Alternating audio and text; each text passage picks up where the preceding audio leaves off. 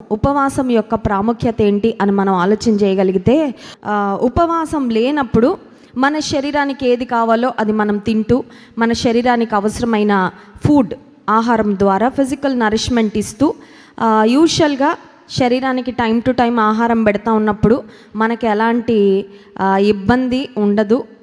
Body ఒక మాటలో చెప్పాలంటే కొంచెం కంఫర్టబుల్గానే మనం ఉంటాం. కానీ ఉపవాసం ఉన్నప్పుడు శరీరంలో, కడుపులో లేదంటే దేహంలో కొంచెం బలహీనతగా అనిపిస్తూ ఉంటుంది. కొన్నిసార్లు ఆహారం వైపే మన మనసు వెళ్ళిపోతూ ఉంటుంది.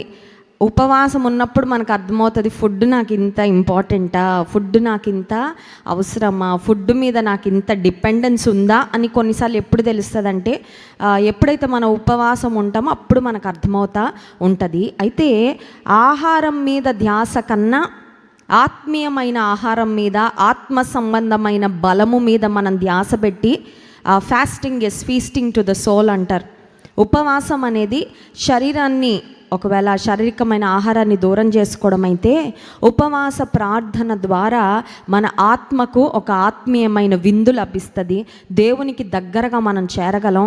వంట చేసుకోవడానికి వెచ్చించే సమయము, భోజనం ప్లేట్లో పెట్టుకోవడానికి, తినడానికి, ఆ తర్వాత వాటి కొరకు వెచ్చించే సమయం అంతటిని కూడా when we focus on God, దేవుని పైకి మన ధ్యాసను మనం పెట్టి, దేవునితో ఆ సమయం కూడా మనం గడిపి, ఇక ఆహారము నాకు ఏది ముఖ్యం కాదయ్యా, నీతో సమయం గడపడమే నాకు ప్రాముఖ్యమైన అని ఉపవాస ప్రార్థనలో ప్రభు వైపు తిరిగినప్పుడు ఆత్మీయ జీవితంలో ఖచ్చితంగా we will see a breakthrough, ఒక గొప్ప కార్యాన్ని, గొప్ప విడుదలను మనం చూడగలము. దేవుని వాక్యంలో ఉపవాసాన్ని గూర్చిన మాటలు మనం గమనిస్తాము. వాటిలో ఒక ప్రాముఖ్యమైన లేఖన భాగం ఇది: మీరు ఉపవాసం ఉండి కన్నీరు విడుచుచు దుఃఖించుచు మనఃపూర్వకంగా తిరిగి నా యొద్దకు రండి. This verse talks about true repentance, నిజమైన పశ్చాత్తాపాన్ని గురించి వ్రాయబడిన ఒక లేఖన భాగము ఇది. దేవుని ప్రజలలో ఉండవలసిన ఒక ప్రాముఖ్యమైన అనుభవం.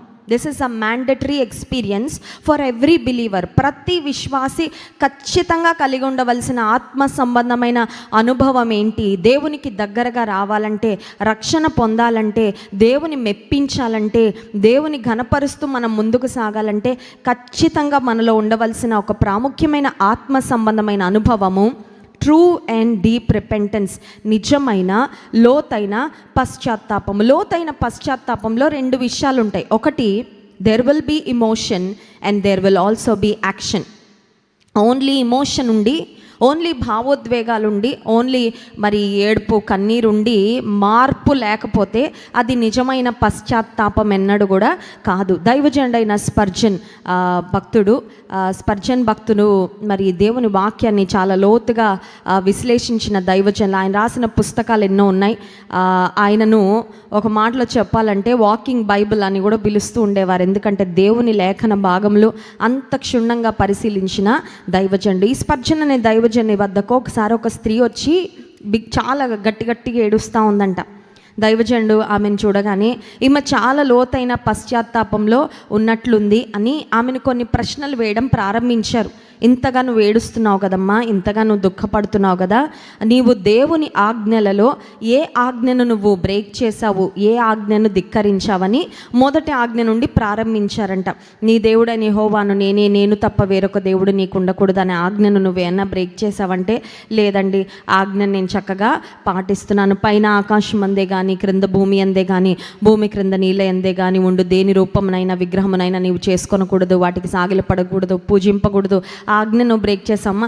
లేదండి, ఆజ్ఞను కూడా నేను పాటిస్తాను. అలా దైవజనుడు 10 ఆజ్ఞలు ఒకదాని తర్వాత ఒకటి చెప్పుకుంటూ, ఈ ఆజ్ఞను బ్రేక్ చేసావా, ఈ ఆజ్ఞను విస్మరించావు అని అడుగుతాడు. అన్ని ఆజ్ఞలు పాటించానండి, నేను ఏ ఆజ్ఞను కూడా ధిక్కరించలేదు, దేవుని మాటలు అన్నీ నెరవేర్చాను అని ఆమె చెప్తూ ఉంటే, అప్పుడు దైవజనునికి అర్థమైంది ఈమెలో కనపడుతున్నది కేవలము ఇమోషన్ మాత్రమే, కానీ ఆమెలో ట్రూ రిపెంటెన్స్ లేదు, నిజమైన పశ్చాత్తాపము లేదు. నిజమైన పశ్చాత్తాపము అంటే ఏంటంటే, ఖచ్చితంగా మన భావోద్వేగము ద్వారా, ఒక మరి కన్నీటి అనుభవం ద్వారా దేవుని వైపుకు తిరుగుతున్నాము అని సూచించడం మాత్రమే కాదు, కానీ హృదయంలో కూడా నిజంగా లోతైన పశ్చాత్తాపము, దట్ రియలైజేషన్, నేను దేవుని బాధించాను, నేను దేవుని గాయపరిచాను, నేను దేవుని నొప్పించాను అని నిజంగా మన హృదయంలో ఆ లోతైన అనుభవాన్ని మనం కలిగి కేవలం బాధపడి వదిలిపెట్టడం కాదు, కానీ మీరు మనఃపూర్వకముగా తిరిగి నా యొద్దకు రండి. యాక్షన్ ఏంటంటే, ఇందాక ఇమోషన్ ప్లస్ యాక్షన్ అన్నాను కదా. ఇమోషన్ ఏమో కన్నీరు విడుచుచు దుఃఖించుచు, నిజంగా వేదన పడి నిజంగా కన్నీటితో దేవుని వైపుకు తిరగడము, కన్నీరు కార్చడం మొదటి విషయం అయితే, రెండవ విషయం ఏంటంటే మనఃపూర్వకముగా తిరిగి నా యొద్దకు రండి. హోల్ హార్టెడ్గా దేవుని వైపుకు మనం తిరిగితే మనల్ని మళ్ళీ వెనక్కి తిప్పగలిగిన వారు ఎవరు ఉండరండి. ఒకవేళ తల్లి కొరకో తండ్రి కొరకో స్నేహితుల బలవంతం మీద, ఒకవేళ తాత్కాలికమైన ప్రయోజనాల కొరకో ఒకవేళ మనం దేవుని వైపుకు తిరిగితే కొద్ది కాలం తర్వాత చాలా సింపుల్గా మనం డిస్ట్రాక్ట్ అయిపోతాము. దృష్టి మరలిపోవడం చాలా చాలా సులభం. కానీ మనఃపూర్వకంగా, ఇష్టపూర్వకంగా, యథార్థంగా, లోతుగా మన హృదయంలో ఆ పశ్చాత్తాపం వచ్చి దేవుని వైపుకు మనం తిరిగితే అంత ఈజీగా దేవుని విడిచిపెట్టి వెళ్ళడము అసాధ్యము. అందుకే దేవాది దేవుడు కోరుకుంటున్నది ఏంటంటే, మీరు మనఃపూర్వకంగా నా వైపుకు తిరగండి, మీరు మనఃపూర్వకంగా నా వద్దకు రండి, తిరిగి నా వద్దకు రండి. Turn to me with all your heart. ఈ రోజుల్లో this too much of distraction, చాలా ఎక్కువ డిస్ట్రాక్షన్స్ ఉంటా ఉన్నాయండి. ఏ పని చేసినా పూర్తిగా చేయలేం కదండి. పూర్తిగా ఏది వంట చేస్తూ ఉంటుంది తల్లి, ఆ ప్రక్కన ఇంకేదో పని చేస్తూ ఉంటుంది కదా. ఒక ప్రక్క వాషింగ్ మెషిన్ వేసి, ఒక ప్రక్క వంట చేస్తూ, మధ్యలో స్టవ్ సిమ్లో పెట్టేసి, రూమ్ అలా తుడిచేసి, ఆ తర్వాత పిల్లలకు అలా క్యారేజ్ పెట్టేసి ఎన్ని పనులు చేస్తూ ఉంటామండి. We do lot of multi tasking.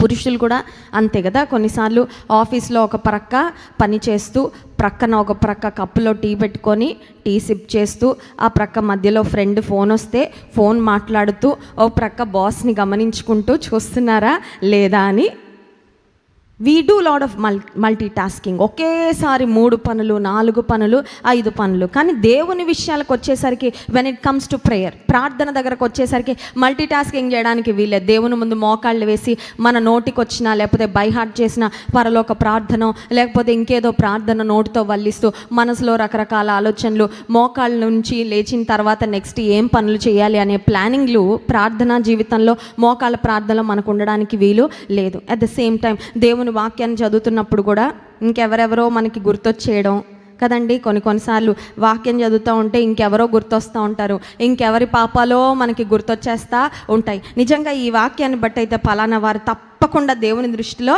తప్పిదస్తులేనండి. మన కంట్లో ఉన్న దూలాన్ని మనం చూడకుండా ఎదుటి వాని కంటిలో నలుసు చాలా బాగా గమనిస్తూ ఉంటాం కదండి.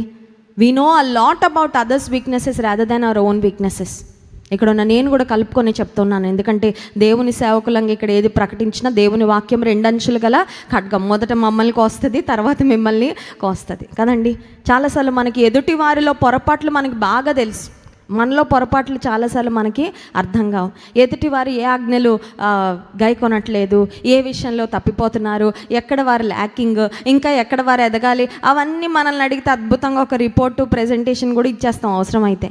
కానీ మన సంగతి ఏంటి అని ఆలోచించుకుంటే దాని విషయంలో మనకు అంతగా అవగాహన ఉండదు. కానీ దేవుని విషయంలో ఆయన వైపుకు తిరిగినప్పుడు, ఆయనను ప్రేమించేటప్పుడు, ఆయనను ఆరాధించేటప్పుడు, ఆయనను సేవించేటప్పుడు మనఃపూర్వకముగా చేయాలి. విత్ ఆల్ యోర్ హార్ట్ అనే మాట దేవుని వాక్యంలో మనం చూస్తున్నాం. 13వ వచనంలో, మీ దేవుడైన యెహోవా కరుణా వాత్సల్యములు గల వాడు. ఇప్పుడు దేవుని వైపు మనఃపూర్వకంగా తిరిగేటప్పుడు ఒక ఆలోచనతో తిరగాలంట. ఏ ఆలోచనతో తిరగాలంటే, remember that our God is a God of mercy, our God is a God of compassion. ఆయన వైపుకు నేను మనఃపూర్వకంగా తిరిగితే I will receive nothing but acceptance from God. దేవుని వద్ద నుండి అంగీకారము తప్ప తిరస్కారము నాకు రాదు అనే ధైర్యంతో ఆయన కృపాసనం యొద్దకు మనం చేరగలం. స్తోత్రం చెప్దాం. హల్లెలూయా. కొన్నిసార్లు పిల్లలు తల్లిదండ్రుల మాటను ధిక్కరించినప్పుడు కొంతమంది తల్లిదండ్రులు విసిగి ఫైనల్గా అంటారు, ఇంకా మళ్ళీ ఎప్పుడు నీ ముఖం మాకు చూపించకు. అలాంటి వారు తిరిగి ఒకవేళ ఇంటికి రావాలనిపించిన వారి మనసులో ఒక ఆలోచన ఉంటుంది, ఏమనంటే మళ్ళీ తల్లిదండ్రులు అంగీకరిస్తారో లేదో, మళ్ళీ యాక్సెప్ట్ చేస్తారో లేదో. కానీ మన ఆత్మీయ జీవితంలో దేవుని గాయపరిచి, దేవుని బాధించి, మన అపరాధముల వలన, పాపముల వలన దేవునికి దూరమైన తర్వాత ఆయన వైపుకు మనఃపూర్వకంగా తిరిగేటప్పుడు జ్ఞాపకం పెట్టుకోవాల్సింది ఏంటంటే, మన దేవుడు కరుణా వాత్సల్యములు గలవాడు. 13వ వచనంలో శాంతమూర్తి, అత్యంత కృపగలిగిన వాడు. He is a God who is rich in grace. అత్యంత కృపగలిగిన దేవుడు, శాంతమూర్తి, తాను చేయనుద్దేశించిన కీడు చేయక పశ్చాత్తాపపడును గనుక. కానీ దేవుని వద్దకు ట్రూ రిపెంటెన్స్తో వచ్చినప్పుడు ఒక అనుభవం ఖచ్చితంగా ఉండాలంట. ఇందాక 12వ వచనంలో చూసాము, మనఃపూర్వకంగా దేవుని వైపుకు తిరగాలి, ఉపవాసం ఉండి కన్నీరు విడుస్తూ ఆయన సన్నిధిలో ప్రార్థన చేయాలి. ఇక్కడ మనం చూస్తే 13వ వచనం ఆఖరు భాగంలో, గనుక మీ వస్త్రములు కాక మీ హృదయములు. హృదయం చింపడం అంటే అర్థం ఏంటండి? నిజంగా లోతుగా హృదయంలో నొచ్చుకోవడం, Lord I know how much my sin has hurt you. నా పాపం నిన్నెంత బాధించిందో నేను అది గ్రహించుకుంటున్నానయ్యా.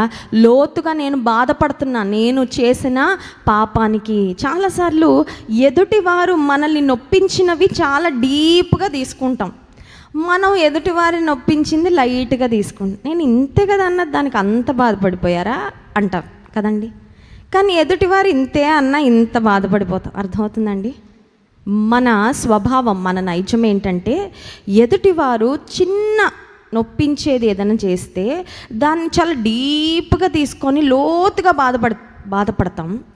మనము ఎదుటివారి ఎడల ఏదన్నా తప్పిదం చేస్తే అది మీడియం సైజో పెద్ద సైజో వాట్ ఎవర్, వాళ్ళు ఒకవేళ మేము బాధపడ్డామండి అంటే, చిన్నది కదండి దానికి అంత బాధపడ్డారేంటి అని కొన్నిసార్లు దాన్ని చాలా లైట్గా తేల్చేస్తూ ఉంటాం. కానీ దేవుని వద్దకు వచ్చినప్పుడు, when we consider our past sinful life, రక్షణ పొందిన తర్వాత కూడా మన అపనమ్మకత్వము, మన బలహీనతలు, లోకం వైపు శరీరం లాగుతూ ఉన్నప్పుడు, దేవుని విడిచి ఒకవేళ లోకంలో తిరిగిన అనుభవాలు ఉంటే వాటిని గూర్చి హృదయాలు చింపుకొని, Lord I know how much my sin has hurt you. నా పాపం నిన్నెంత బాధించిందో నాకు.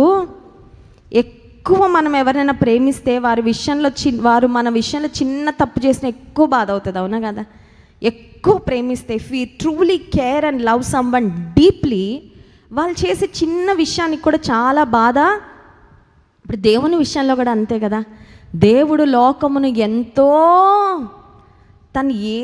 దేవుడు ఏది కూడా మనకి ఇవ్వకుండా, దాచుకోకుండా సమస్తాన్ని మన కొరకు ధారపోసి ఇంతగా మనల్ని ప్రేమిస్తే, మనం చేసే పాపాలు దేవుణ్ణి ఖచ్చితంగా చాలా లోతుగానే బాధిస్తాయి. చాలా లోతుగానే ఆయన గాయాలు మనము రేపుతూ ఉంటాము.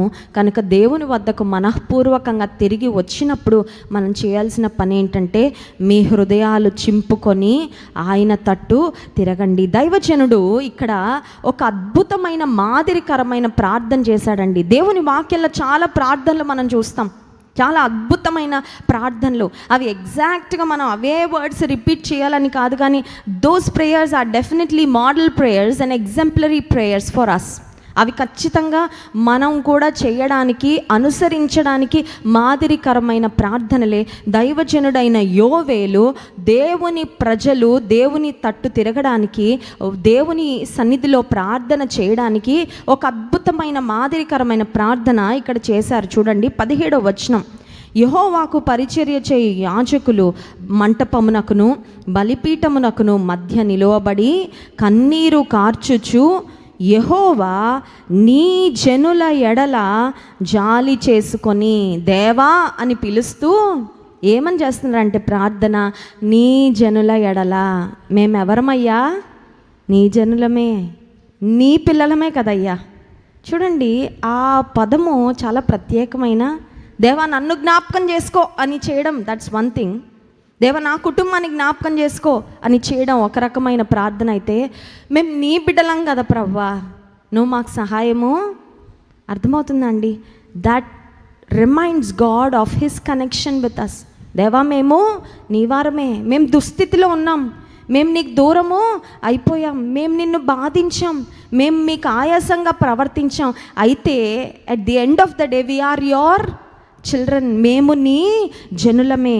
వారు చేసిన ప్రార్థన చూడండి, 17వ వచనం, యెహోవా నీ జనుల ఎడల జాలి చేసుకొని అన్యజనులు వారి మీద ప్రభుత్వము చేయనట్లు వారిని అవమానమునకు అప్పగింపకము, లేని ఎడల అన్యజనులు వారి దేవుడు ఏమాయనందురు కదా అని వేడుకొన వలెను. అన్యజనులు నీ ప్రజలను చూసి నీ నామాన్ని అవమానకరంగా మాట్లాడతారయ్యా.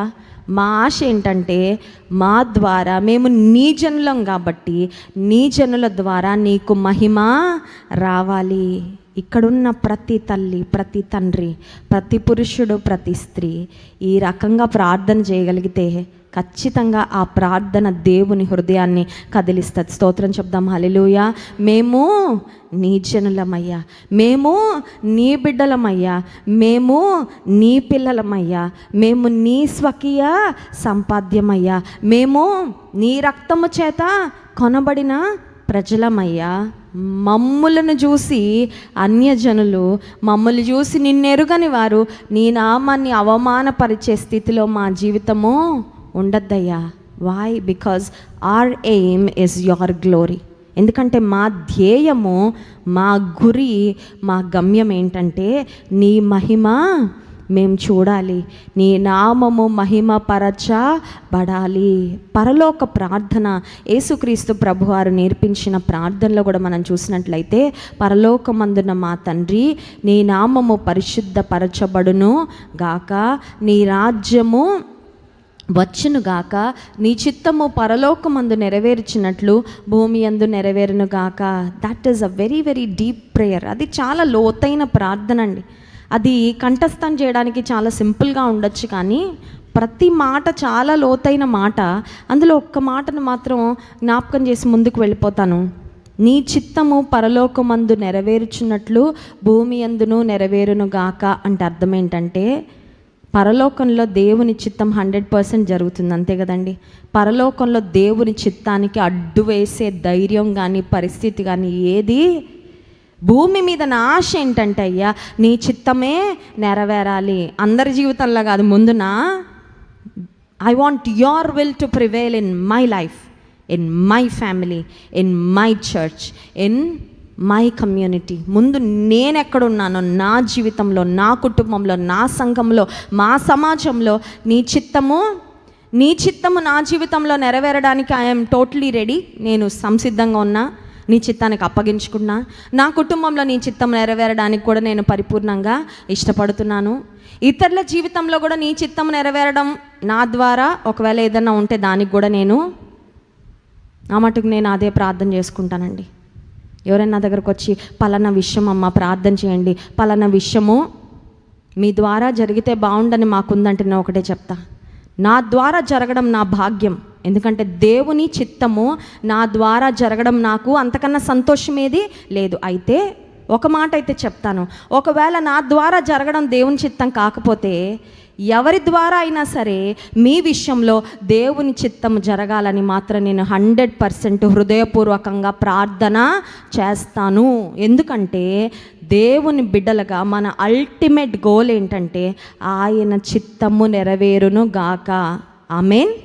That should be the goal of every Christian. ప్రతి క్రైస్తవుని యొక్క ఆశ, ప్రార్థన అదే ఉండాలి. నీ చిత్తము నా జీవితంలో నెరవేరడానికి నా 100% సహకారము, I will cooperate for your wills to be fulfilled in my life. ఇతరుల జీవితంలో కూడా ఒకవేళ నీ చిత్తం నెరవేరడానికి నా పాత్ర ఏదైనా ఉంటే నేను అది చేయడానికి, అర్థమైందండి? అంటే దేవుని చేతులుగా, దేవుని కాళ్ళగా మనం ఉండడానికి ఇష్టపడడం. దేవుడు ఇతరుల జీవితాలలో నీ చేతులను ఉపయోగించుకోవాలనుకుంటే, ఇదిగో ప్రభా నా చేతులు, ఐఎమ్ రెడీ టు సర్వ్. ఒకవేళ ఇతరుల వద్దకు నువ్వు వెళ్ళి దేవుని కొరకు ఏదైనా కార్యం చేయాలి, I'm ready to walk and go. ఒకవేళ నన్ను మాట్లాడాలి, ఏదన్నా నేను మాట్లాడాలంటే నేను చేస్తానయ్యా. నెహెమ్యా భక్తుని జీవితాన్ని మనం ఆలోచన చేస్తే రాజుకు గిన్నందించే స్థితిలో, చాలా ఉన్నతమైన స్థితిలో, బాధ్యతాయుతమైన స్థితిలో నెహెమ్యా ఉన్నాడండి. కానీ నెహెమ్యా రాజు దగ్గర మాట్లాడి యెరూషలేము యొక్క ప్రాకారాలు కట్టడానికి కంకణం కట్టుకొని రాజుతో మాట్లాడి రాజు యొక్క పర్మిషన్ తీసుకొని తన దేవుని పని కొరకు కట్టుదము రండి అని పూనుకొని వెళ్ళాడు. దేవుని చిత్తము నెరవేరడానికి దైవజనుడైన నెహెమ్యా సంపూర్ణంగా సహకరించాడు. తన సహకారాన్ని సంపూర్ణంగా అందించినట్లుగా దేవుని లేఖనంలో మనము చూడగలము. మన అల్టిమేట్ గోల్ ఏంటి? What is the ultimate goal of every Christian? నీ నామము మహిమపరచబడాలయ్యా. ఇప్పుడు మేమున్న స్థితిలో ఇక్కడ యోవేలు గ్రంథం 2వ అధ్యాయంలో మనం చూసినట్లయితే 17వ వచనంలో అక్కడ దేవుని ప్రజలు ఉన్న దుస్థితిని బట్టి అన్యులందరూ చూసి వీరి దేవుడు ఏమైపోయాడు, వీరి దేవుడు వీరిని ఈ స్థితిలో విడిచిపెట్టేశాడు ఏంటని మాట్లాడుకుంటున్నారయ్యా. అది మాత్రము వద్దు. ఆ స్థితి మాత్రం, ఎంత చక్కని ప్రార్థన అండి. చాలాసార్లు మన ప్రార్థన ఎలా ఉంటుందంటే, దేవా నాకు ఇది ఇచ్చే, అంతే. సింపుల్ కదండి.